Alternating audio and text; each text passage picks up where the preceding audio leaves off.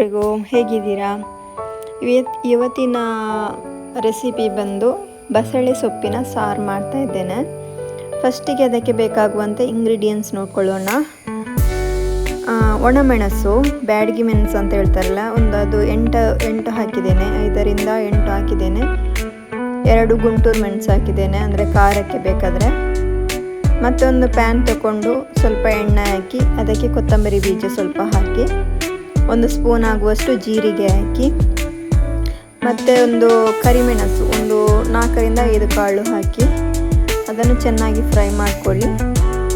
Next ಒಂದು ಈರುಳ್ಳಿಯನ್ನು ಹಾಕಿ, next ಕರಿಬೇವು ಸ್ವಲ್ಪ 1 ಎಸಳಾಗುವಷ್ಟು ತಗೊಳ್ಳಿ, ಮತ್ತು ಹುಣಸೆ ಹುಳಿ ಸ್ವಲ್ಪ ಹಾಕಿ, ಅರಶಿನ ಹಾಕಿ, ಮತ್ತು 1 ಕಪ್ ಆಗುವಷ್ಟು ಕಾಯಿ ತುರಿ ಹಾಕಿದ್ದೇನೆ. ಅದನ್ನು ಚೆನ್ನಾಗಿ ಮಿಕ್ಸ್ ಮಾಡ್ಕೊಳ್ಳಿ, ಒಳ್ಳೆ ಫ್ರೈ ಮಾಡ್ಕೋಬೇಕು. ನಾನು ಖಾಲಿ ಇಲ್ಲಿ ಬಸಳೆ ಸೊಪ್ಪು ಮಾತ್ರ ಸಾಂಬಾರು ಮಾಡ್ತಾ ಇರುವಂಥದ್ದು, ಏನು ಮಿಕ್ಸ್ ಮಾಡ್ತಾ ಇಲ್ಲ. ಒಂದು ಬಾಣಲೆಯನ್ನು ತಗೊಂಡು ಬಸಳೆ ಸೊಪ್ಪನ್ನು ಬೇಯಲಿಕ್ಕೆ ಇಡಿ.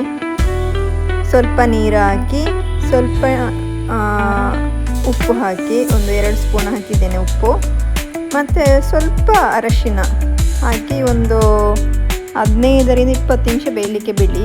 ಚೆನ್ನಾಗಿ ಬೇಯಬೇಕು. ನೆಕ್ಸ್ಟ್ ನಾವು ಇಂಗ್ರೀಡಿಯೆಂಟ್ಸ್ ತಗೊಂಡದನ್ನು ರುಬ್ಬಿಕೊಳ್ಳೋಣ. ಇದನ್ನು ನುಣ್ಣಗೆ ರುಬ್ಕೊಳ್ಬೇಕು. ಎಲ್ಲ ಹಾಕಿಕೊಂಡು ಚೆನ್ನಾಗಿ ರುಬ್ಕೊಳ್ಳಿ. ಈ ಬಸಳೆ ಸೊಪ್ಪಿನ ಸಾರು ದೇಹಕ್ಕೆ ತುಂಬ ಒಳ್ಳೆಯದು, ಆರೋಗ್ಯಕರವಾಗಿರ್ತದೆ, ತಂಪಾಗಿಡಿಸ್ತದೆ ದೇಹವನ್ನು. ಸೊ ಅದಕ್ಕೆ ಬೇರೆ ಕೂಡ ಮಿಕ್ಸ್ ಮಾಡ್ಕೋಬೋದು, ಅಂದರೆ ಹುರುಳಿಕಾಳು, ತೊಗರಿಬೇಳೆ ಆ ಥರ ಬೇರೆ ಏನು ಮಿಕ್ಸ್ ಮಾಡ್ಕೋಬೋದು. ಮಿಕ್ಸ್ ಮಾಡಿಕೊಂಡು ಒಳ್ಳೆ ಟೇಸ್ಟಿ ಆಗುತ್ತೆ. ನಾನೇನು ಸೇರಿಸ್ಕೊಂಡಿಲ್ಲ, ಖಾಲಿ ಬಸಳೆ ಸೊಪ್ಪಿನ ಸಾರು ಮಾತ್ರ ಮಾಡ್ತಾ ಇದ್ದೇನೆ. ನೋಡಿ, ನುಣ್ಣಗೆ ಗ್ರೈಂಡ್ ಆಯಿತು. ಈ ಗ್ರೈಂಡ್ ಆದಂತಹ ಮಸಾಲೆಯನ್ನು ಈಗ ನಾವು ಬೇಯಲಿಕ್ಕಿಟ್ಟ ಬಸಳೆ ಸೊಪ್ಪು ಉಂಟಲ್ಲ, ಅದು ನೋಡಿ ಬೇಯ್ತಾ ಬಂದಿದೆ, ಅರ್ಧ ಬೆಂದಿದೆ ನೋಡಿ. ಇವಾಗ ಅದಕ್ಕೆ ಮಿಕ್ಸ್ ಮಾಡ್ಕೊಳ್ಳೋಣ. ಮಿಕ್ಸ್ ಮಾಡಿ ನೆಕ್ಸ್ಟ್ ಅದಕ್ಕೆ ಸ್ವಲ್ಪ ನೀರು ಹಾಕ್ಕೊಂಡು ಆ ನೀರನ್ನು ಕೂಡ ಅದಕ್ಕೆ ಸೇರಿಸ್ಕೊಳ್ಳೋಣ. ನಾನು ಸ್ವಲ್ಪ ನೀರಾಗಿ ಸಾರು ಮಾಡ್ತಾ ಇದ್ದೇನೆ, ಅಂದರೆ ನನಗೆ 3 ಹೊತ್ತಿಗೆ ಬರಬೇಕು, ಅದಕ್ಕೋಸ್ಕರ ಸ್ವಲ್ಪ ನೀರು ಮಾಡ್ತಾಯಿದ್ದೇನೆ. ಗಟ್ಟಿ ಮಾಡಿದರೆ ಇನ್ನೂ ಟೇಸ್ಟಿಯಾಗಿರುತ್ತೆ.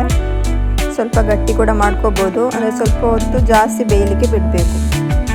ನಾನೊಂದು 20 ನಿಮಿಷ ಬೇಯಲಿಕ್ಕೆ ಬಿಟ್ಟೆ. ನೋಡಿ, ಬಸಳೆ ಸೊಪ್ಪಿನ ಸಾರು ರೆಡಿಯಾಗಿದೆ. Thank you.